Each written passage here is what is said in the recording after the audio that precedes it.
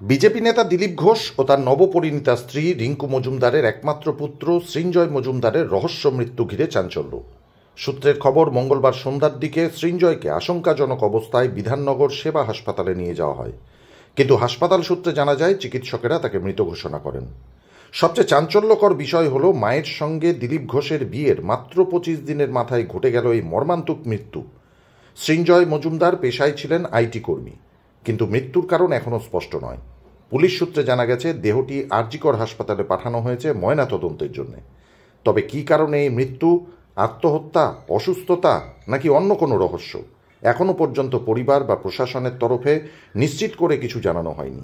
এদিকে এই ঘটনায় এখনও মা রিঙ্কু মজুমদার বা পরিবারের অন্যান্য সদস্যদের কোনো প্রতিক্রিয়া পাওয়া যায়নি। উল্লেখ্য, বেশ কয়েক বছর আগে বিবাহ বিচ্ছেদ হয় 47 বছরের রিঙ্কুর। দিলীপের সঙ্গে তার বিয়ের দিন সৃঞ্জয় বলেছিলেন, 13 বছর ধরে সামাজিক ও পারিবারিক দায়িত্ব পালন করেছেন মা, এবার নিজের জীবন শুরু করছেন, আমি মন থেকে খুশি। তিনি এও জানান, দিলীপের সঙ্গে তার একাধিকবার দেখা হয়েছে এবং কথাবার্তা হয়েছে। বাবা হিসাবে দিলীপকে তিনি মন থেকে মেনে নিয়েছেন। সেই সৃঞ্জয়ের আচমকা মৃত্যু ঘিরে রহস্য ঘনাচ্ছে। ব্যুরো রিপোর্ট, সংবাদ Bangla TV. Malda Apollo nursing home নতুন রূপে অত্যাধুনিক প্রযুক্তির সাহায্যে সমস্ত রকম অপারেশন, যেমন গলব্লাডারে পাথর, কিডনিতে পাথর, প্রজেক্ট গ্ল্যান্ড অ্যাপেন্ডিক্স, জরায়ুর টিউমার, পাকস্থলী ফুটো হয়ে যাওয়া, সিজার, পাইলস, ফিস্টুলা, হাইড্রোসেল ইত্যাদি অপারেশন অতি যত্ন সহকারে করা হয়।